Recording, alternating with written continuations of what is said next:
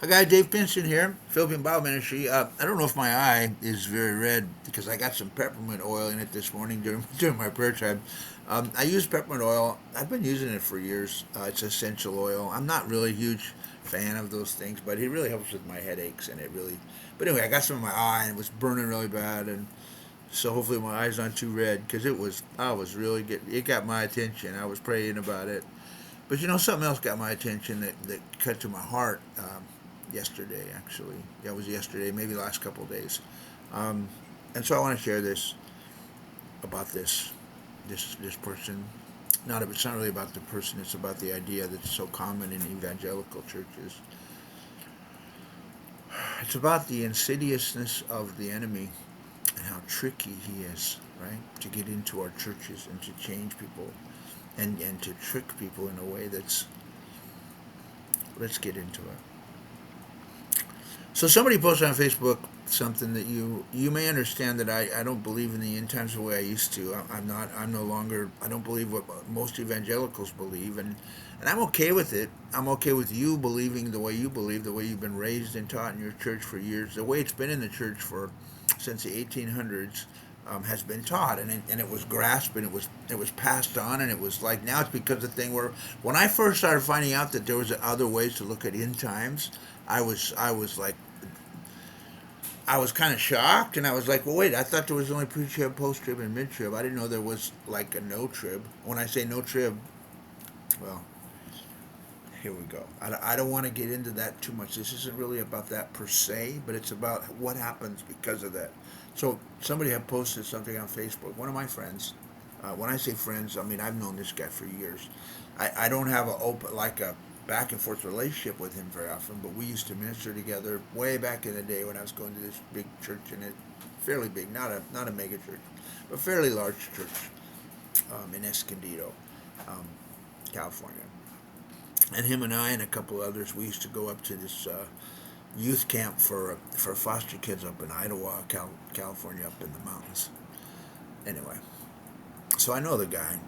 I don't know him intimately, but I know the guy. He came to some of our men's meetings and whatnot, and I know the guy. He's a good guy, loves the Lord. So he posted something about it's just going to get worse and worse, guys, and don't worry because. And I said, no, it's not going. That's not happening until we take the world for Christ. He goes, oh, we can't take the world for Christ because it's just going to get worse and worse. That doesn't fit in with my end times theology. And then I realized that how horrible that is. Let me tell you why that's so horrible. Two things. First, Jesus said, if you love me, you do what I say. So I told him, I said, well, what about Matthew 28? Where Jesus says, all authority is being given to me, therefore go and make disciples, make followers of Jesus amongst all the peoples, baptizing them. He goes, well, that's just a call to evangelism. That's not something we need to do before the rapture. I'm like, then why did he tell us to do it? Like, how can you say, and it's not his fault. I'm not saying it's his fault because this is what they teach to most Christians in America. Most, I say most. I know that there's other Reformed church people like me, people like Steve Gregg. There's other people that believe other things, but most of the people, even probably most of you watching this video, have a certain belief about it, right?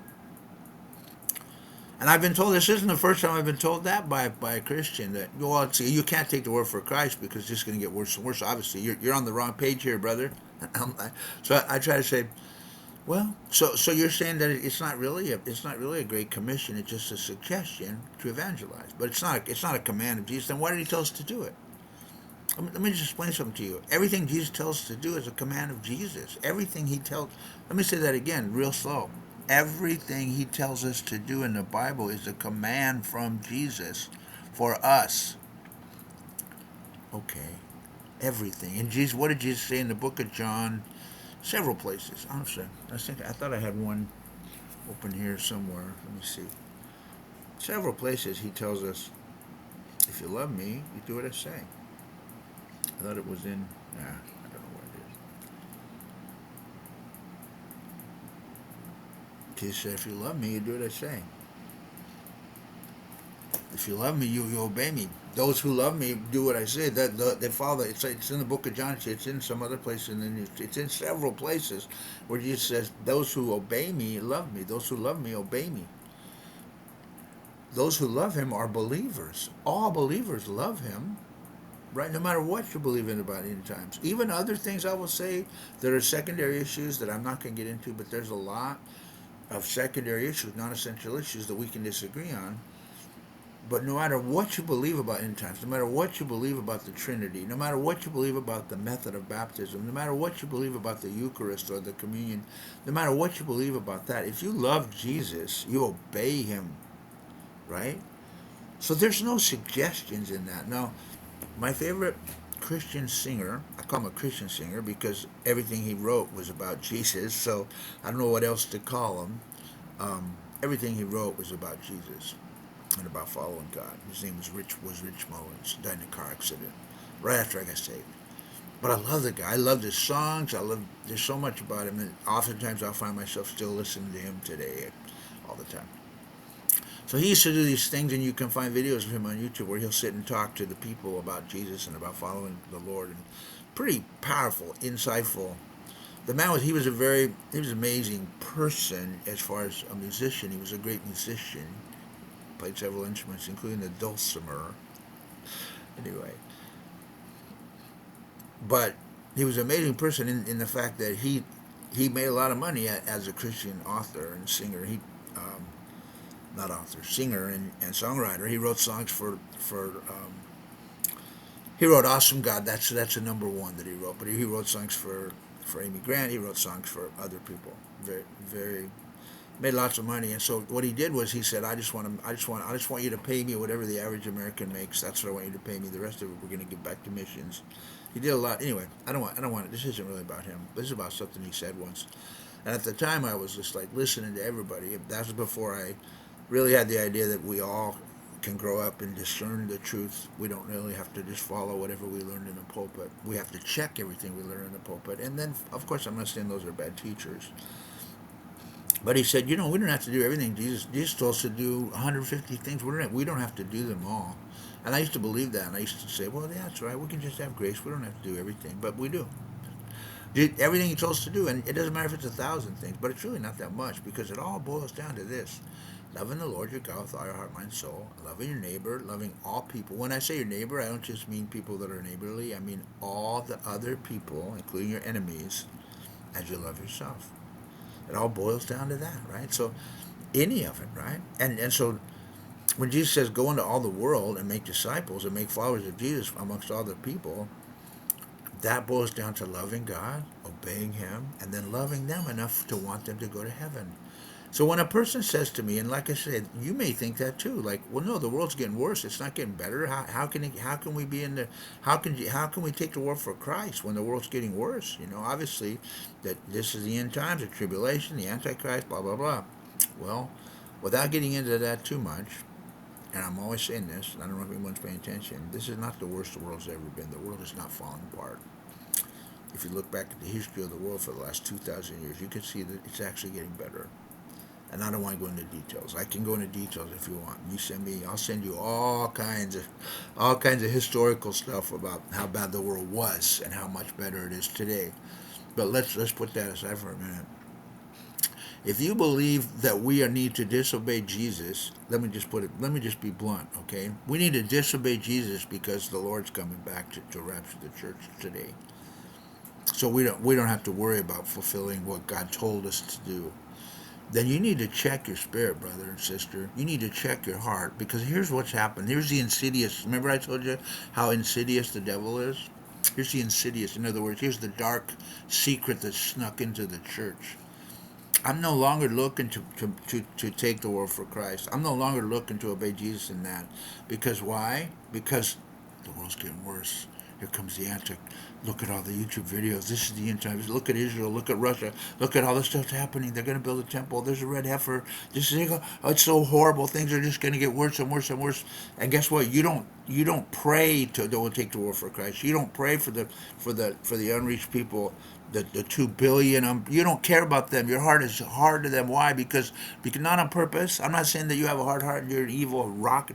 I'm saying the devil has snuck in and changed our outlook to where the pastors and all these big churches and all these people are looking for something else instead of Jesus.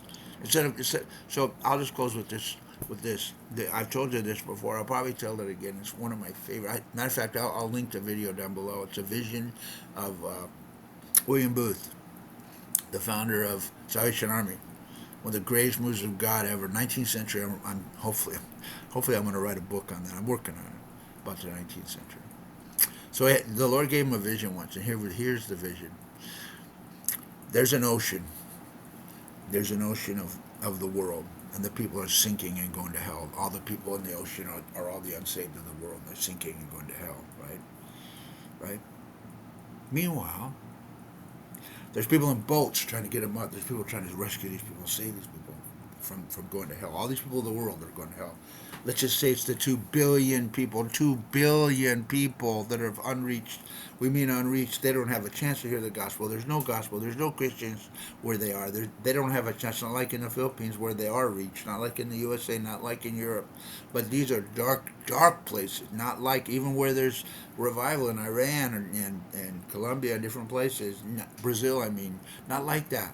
These are unreached places, the dark ocean where the people are floundering and dying and sinking to fast and going to hell, right? And then the people are saved and they build this dock. There's this dock. There's like a dock in the water, like a pier or something out there. And this is like the church. This is like the church. When I say the church, I mean churchiosity. This is the place where people go. This is and the people that are on the thing. They're not looking at the ocean, but they're looking at each other. They're looking up to the rock, and there's a rock there, and they're looking to the rock, and the people are singing songs and worshiping and bowing down to the rock, and they're saying, Lord, help us. I'm uncomfortable. Help me, save me, keep me warm, keep me safe, protect my family, keep us, Lord, help us. And some of them are on their cell phones and they're looking at themselves and how pretty they look up here in their dock and how safe they are, right? And only a few in the back are looking out there at the ocean, saying, "How are we going to help these people?" And they're looking at the rock and they say, well, Jesus is the rock, and we're just going to look to the rock. We're going to forget about that. We're just going to focus on this because he's coming back, right? That's what I'm going to tell you. That because he's coming back, he's going to rapture us out of this mess. Look at that. There's a mess behind me. Yeah, but I ain't looking at it. I'm looking at this. Here he comes. Here he comes. And guess where Jesus is? Here's the key. Here's the key. He's in the water. Jesus is in the water. He's in the water with the drowning world. He's in the water trying to help these people. He's in the water trying to save the world. And you're over here with your churchiosity and your church, and you're over here looking up and saying, please don't leave us. Please come back and take us out of this horrible mess. And he's in the water, and there's a few people with him. Will you join us with him? Will you join us? Will you get in a boat, jump in the water? Will you go out to these places where these people are over here on this island, and all these people are in this dark, horrible place, and they've never heard about the boat to save them, that they're sinking fast, like it's a quicksand island. Just say that.